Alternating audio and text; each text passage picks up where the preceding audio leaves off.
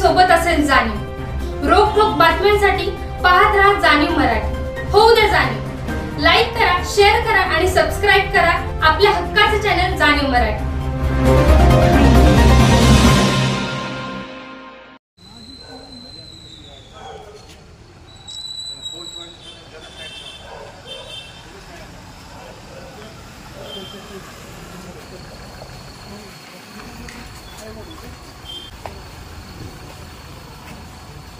आम्ही जातले पुढे मागणी येते प्रॉपर लाईट आहे आपल्या पेक्षा।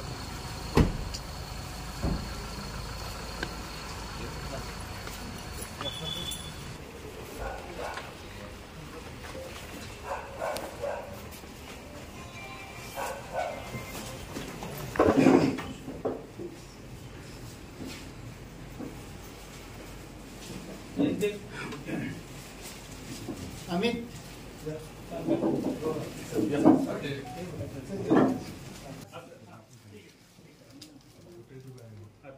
बूम खाली घ्या ना संतोष। संतोष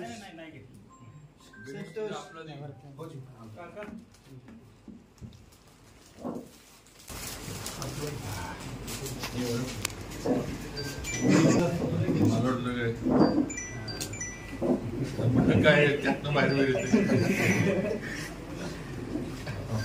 तर लोकसभा मतदारसंघामध्ये भारतीय जनता पार्टीचे पहिले खासदार म्हणून श्रीमंत छत्रपती उदयनराजे भोसले हे आपण बघितलं की अतिशय चुरस आणि अतिशय ह्याच्या निवडणुकीतनं खासदार म्हणून सातारा लोकसभा मतदारसंघातल्या मतदारांनी त्यांच्यावर विश्वास टाकला, त्यांना निवडून दिलं आणि आज त्यांच्या माध्यमातून आता पुढं आम्ही सर्वजण भारतीय जनता पार्टीत एकत्र आहोत, एकत्र राहून चांगलं काम करू। महाराजांना मी हे सातारा विधानसभा मतदारसंघाच्या वतीनं, सातारा जावळी दोन्ही तालुक्यांच्या वतीनं त्यांच्या भावी वाटचालीस मनापासून शुभेच्छा देतो आणि त्यांच्याबरोबर या तालुक्याचा, या जिल्ह्याच्या विकासामध्ये आमचे खासदार म्हणून आम्ही सर्वजण भारतीय जनता पार्टीचे आमदार पदाधिकारी जे आहेत ते त्यांच्याबरोबर राहू आणि त्यांच्या कार्यामध्ये आम्ही हातभार आमचा जो काही आम्हाला लावता येईल तो आम्ही सगळेजण लावू।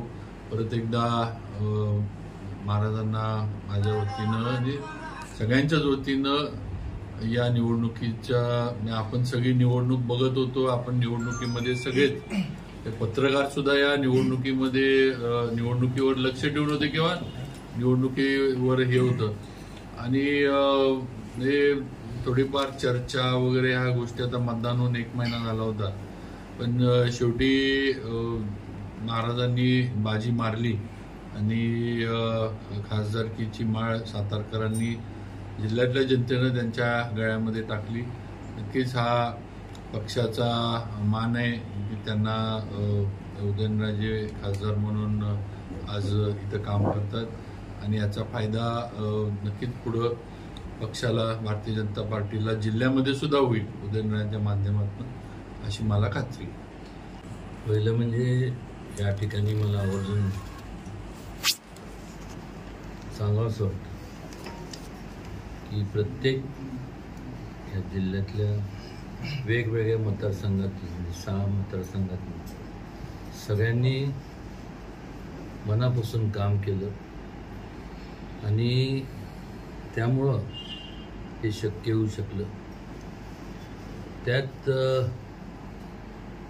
जर आपण पाहिलं, मी काय कोणाला कमी किंवा हे लेखत नाही, पण आकडेवारी आपण जर पाहिली तर निश्चितपणे एवढंच सांगेन की सगळ्यांचा सिंहाचा वाटा होता आणि खास करून शिवेंद्रराजे यांनी हे जर नसते तर ही निवडणूक अवघड असते।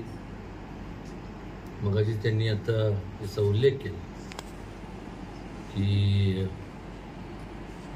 भविष्य काळात मागं सुद्धा सांगितलं भविष्यकाळात सुद्धा ज्या संपूर्ण सर्व आमदार, मग पाटणमधनं शंभूराज देसाई असतील, अतुल बाबा असतील, दक्षिणमधनं बाकी मग मनोज घोरपडे, धैर्यशील कदम, रामकृष्ण वेताळ उत्तरमधनं, महेश शिंदे,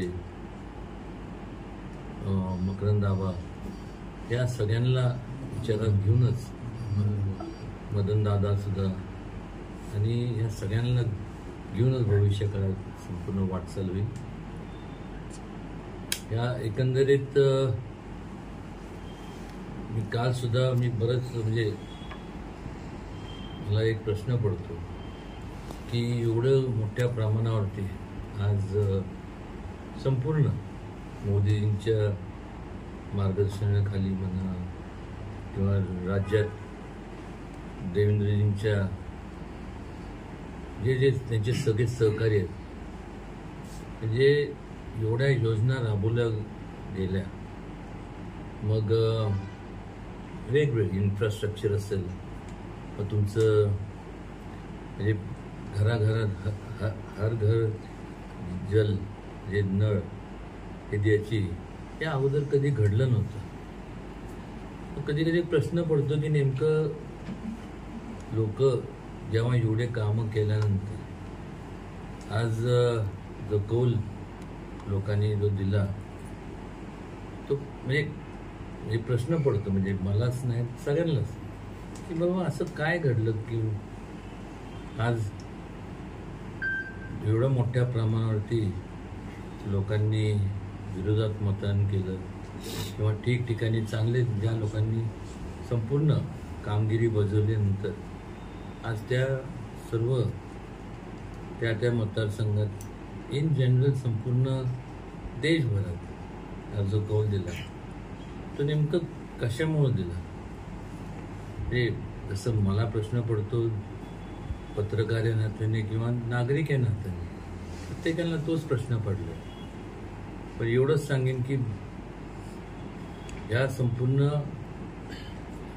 या भविष्यकाळात या जिल्ह्याकरता आणि जे म्हणून करावं लागेल, म्हणजे विकास कामं आणावं लागेल, तर कुठे मी कमी पडणार नाही. आणि खरोखर म्हणजे आज म्हणजे सगळ्यांनीच केलं, पण आज सातारा म्हणजे कराड, दोन्ही कराड जर आपण पाहिलं आणि पाटण सुद्धा थोडंफार कमी जास्त होतं, पण कराड शहरातलं आणि खरोखर म्हणजे आज म्हणजे सगळ्यांनीच केलं, पण आज सातारा म्हणजे कराड, दोन्ही कराड जर आपण पाहिलं आणि पाटण सुद्धा थोडंफार कमी जास्त होतं, पण कराड शहरातलं आपलं कराड दक्षिण आणि उत्तर याचं जर लीड हे त्या ठिकाणचे मगाशी उल्लेख केल्याप्रमाणे या सर्वांनी भरपूर काम केलं. खास करून सातारकरांचं आमच्या सर्वांवरती प्रेम आहेच. वाईमध्ये काय थोडंफार इकडं तिकडं झालं असेल, पण संपूर्ण आबांनी सुद्धा सगळ्यांनी म्हणजे कोणाला म्हणजे ते सुद्धा म्हणजे जसं मी विचार करतोय ते त्यांना सुद्धा तोच प्रश्न पडलाय. ठीक आहे, काय माझ्याकडनं त्रुट्या राहिल्या असतील किंवा काय, शेवटी मी सुद्धा काय म्हणजे देव नाही आहे, आणि हे संपूर्ण भविष्यकाळात भरून काढेन. जे काय असेल, जे काय रोष असेल, जे असेल, पण सातारा शहर आणि जावळी खास करून ह्या संपूर्ण परिसरातलं जर मतदान बघितलं तर जे लीड होतं ते लीड जे कमी झालं ते ह्या ठिकाणी झालं. आणि शिवेंद्रराजे त्यांचे सर्व सहकारी जे आहेत, अविनाश असेल, सुनील माझं काटकर असतील, त्या सगळ्यांनी मनापासून म्हणजे कोण कमी नाही कोण जास्त नाही, हे पळाले म्हणूनच मी आज निवडून आलो. आणि ती जाणीव मला आहे त्याची कसंही करून ह्या 3-4 महिन्यानंतर 3 महिन्यानंतर जेव्हा आमदारकीच्या निवडणुका असतील त्यात ह्या सगळ्यांना जीव ओतून मनापासून वाटेल त्या परिस्थितीत हे जे आहेत हीच तुम्हाला आमदार म्हणून दिसणार एवढं या ठिकाणी सांगावंसं वाटतं. आज बरेचसे जे काय त्याला म्हणतात विश्लेषण करणारे लोक असतात, राजकीय विश्लेषण करणारे, त्यांनी तर ते आपण पतंग उडवताना नाही का कट झालं म्हणून ते माझं त्याच्यातच कट त्यातच पकडलं. मी म्हणलं आता बघू म्हणलं आपला मांजा आहे का, पण पतंग जरी मी असलो मांजा मात्र चांगला होता. त्यामुळं हे सगळं घडलं आणि हे विनम्रपणे सांगतो. बाकी जे म्हणून जे ह्या संपूर्ण निवडणुकीच्या काळात मग प्रत्येक मतदारसंघात त्या म्हणजे सगळ्या 6च्या 6 मतदारसंघात ज्यांनी म्हणजे ज्या सर्व आमदारांनी त्या लोकांना आश्वासन दिले असतील, मी सुद्धा दिले, ते सर्व त्या 5 वर्षाच्या आत पूर्ण करणं एवढंच या प्रसंगी मला सांगावंसं वाटतं. आणि पुन्हा एकदा सर्व या जिल्ह्यातले सातारा लोकसभा मतदारसंघातल्या लोकांचे मनपूर्वक मी आभार मानतो आणि काय बोलू कृतज्ञता व्यक्त करतो.